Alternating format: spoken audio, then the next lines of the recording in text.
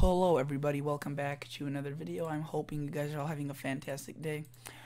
So, this is the first video I'm making that has been made ever since my channel got demonetized. So I will see how this video does in terms of views and just in terms of views and watch time, and see how many people it gets out to, because I've heard that if your channel gets demonetized, your views might go down and your video may not get out as many people as YouTube, or as you want it to, or as it used to.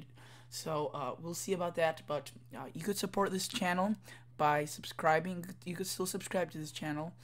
You could still like the video. And what would be really nice if you could do is support my Patreon. This is, again, completely 100% optional in the Patreon, but if you have a little bit extra to spare, you could do so.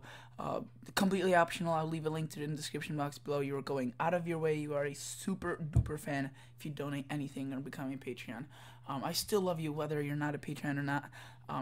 Either way, you clicked on this video, thank you so much.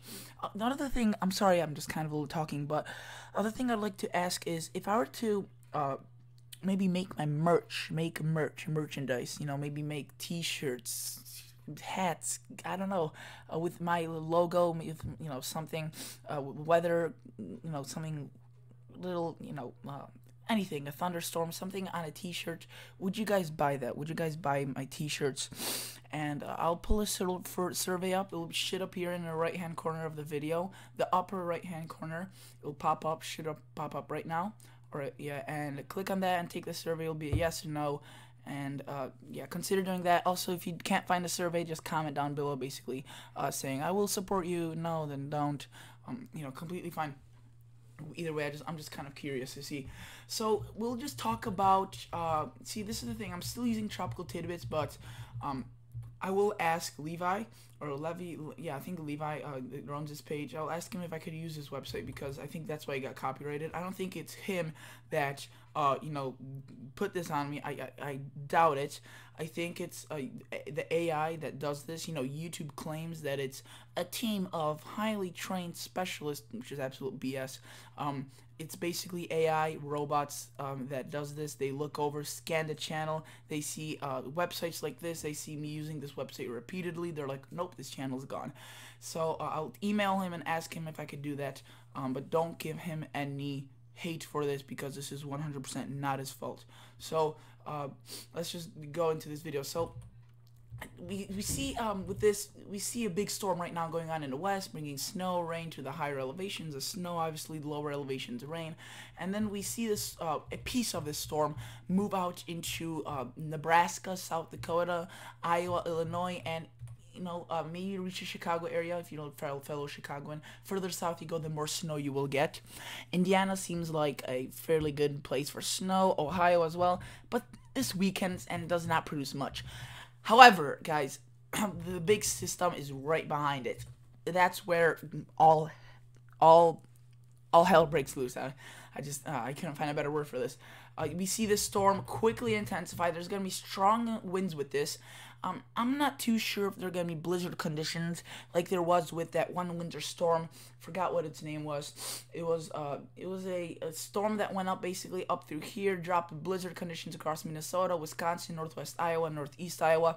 And I don't know if it's going to be that windy. You can see the isobars are fairly packed, the lines of equal pressure. It's just that I'm not sure if that's blizzard conditions or not. We'll just have to wait and see. But at this point, this will really drop quite a bit of snow. And let's go quickly. This is the GFS model for any future, for any people questioning this. This is the GFS model. Total snowfall, you can see this is the assuming 10-to-1 ratio. Over a foot, around 9 to 10 inches. Fairly widespread, actually, very widespread. We go to total positive snow depth change, maybe a little bit more accurate. You can see not showing as much, but the GFS is low on these amounts. The European has more snow showing, and many people are going with the European. So let's quickly pull up windy.com and let's see what shows up. And again, I'm using windy.com because for the total snowfall, or for the European model. And let's go to new snow. Let's go to next 5 days. This encompasses that winter storm, and look, some amounts here a foot and a half, 18 inches maybe. St. Paul, Minneapolis, maybe around 8, 6, 7 inches. The whole state of South Dakota, over 6 inches of snow. It seems like southern North Dakota, around half a foot. Nebraska getting plenty of snow. You could see the Europeans not showing much for with that first little wave that's going to be exiting tonight and into Thursday. And then look at this. I mean, the Midwest will just get pummeled. Some areas in the next 10 days. This is the 10 days, next 10 days, not the next 24 hours, anything like that. Next 10 days, you could see 30 inches in some locations. Will this come true? We don't know. But it seems that a lot of snow, heavy snow, is headed for the northern U.S. Whether you like it or not, I can't really cheer you up because winter's still hanging on for many locations, colder than normal. And it seems, I mean, look at this. This is the FE3 GFS, shows that first system. Then there's a second system that could be even more powerful with stronger winds. This one would produce blizzard conditions. You could just tell by the ISO bars right there if this would to form, but this is still relatively far out. This is next week, Wednesday, and I'm recording this Wednesday, March 6th, I think. And we 6th or 7th, I'm not sure, and I think it's the 6th, and we see this go by, and we could see more snow here in the northeast. Very active period. 2 snowstorms seem to be fairly likely, if not more, later on. And the FE3 GFS still showing very cold conditions, but again, the FE3 GFS is very, very, very cold biased. And let's go to total snowfall from these 2 snowstorms. Look at that. That's just absolutely ridiculous amounts.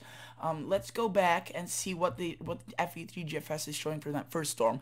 You could see higher than the GFS. Let's go to eastern U.S. because that's the closest I could zoom in.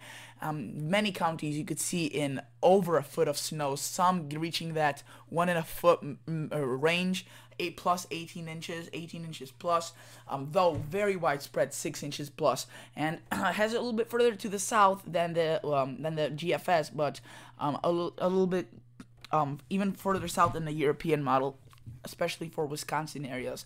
Now you can see the second storm. It just blows up. Look at that. Some locations that's reaching that 30-40 inch range. So very heavy snow headed for the northern U.S., the upper plains, Great Plains, and we typically see this, guys, when it's springtime and we start seeing the air masses start to change. We start seeing more of a pattern. Sorry about that. And more of a pattern switch, a flip. We're going from winter to more of a spring pattern. And whether or not it's slow like last year or quick, maybe like 2012, this year it's somewhere in the middle. I think it's not going to be too long, but it's still going to stick around for quite a while. We see these storms that hit the upper plains, so we don't see much snow across here. The south, it's just too warm for that at this point. The average is just too high, and we need bitter cold temperatures in order to get snow in the south at this point of the year.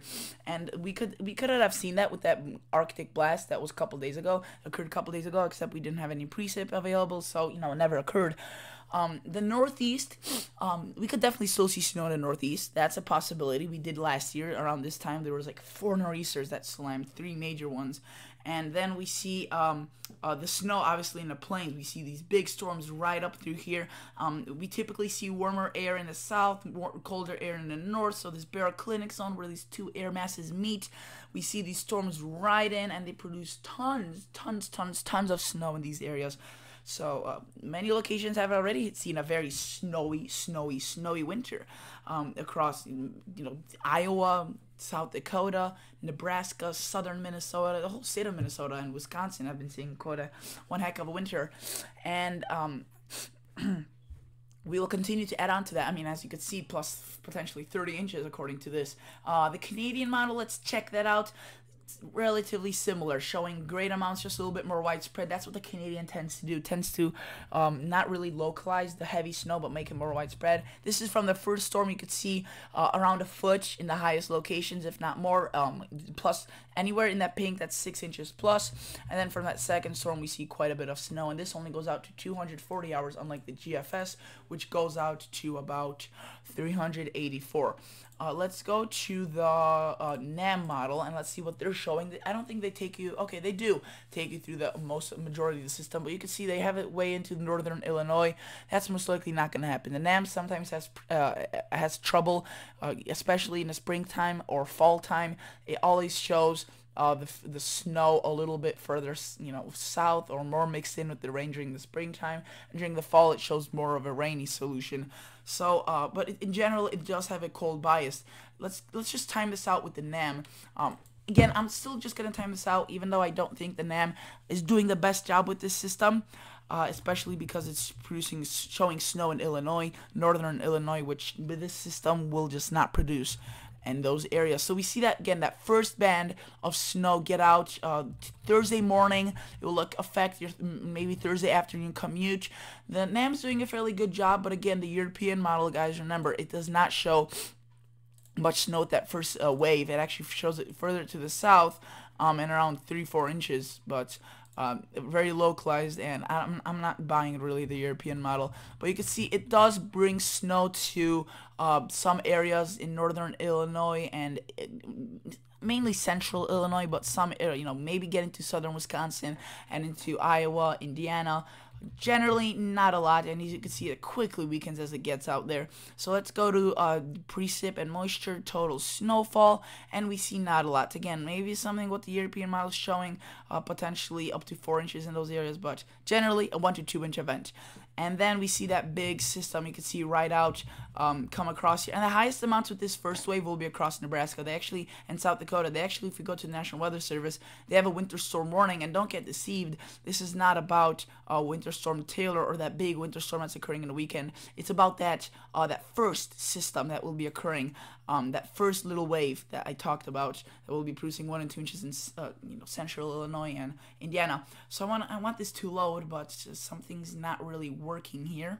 Okay, so see, snow tonight into Thursday morning, decent amounts, 4 to 6 inches, maybe 6 plus, and then additional snow from that winter storm. You could see more amounts, greater amounts, but that's a separate storm from this storm. So winter storm warnings are issued. Shouldn't be a massive winter storm, but definitely will cause issues, because if they issue a winter storm warning, that's basically a definition of it's going to impact your travel. It's going to be hazardous conditions, and you can see that it actually comes out into the central U.S. and maybe produces, again, like I mentioned, 1 to 2 inches.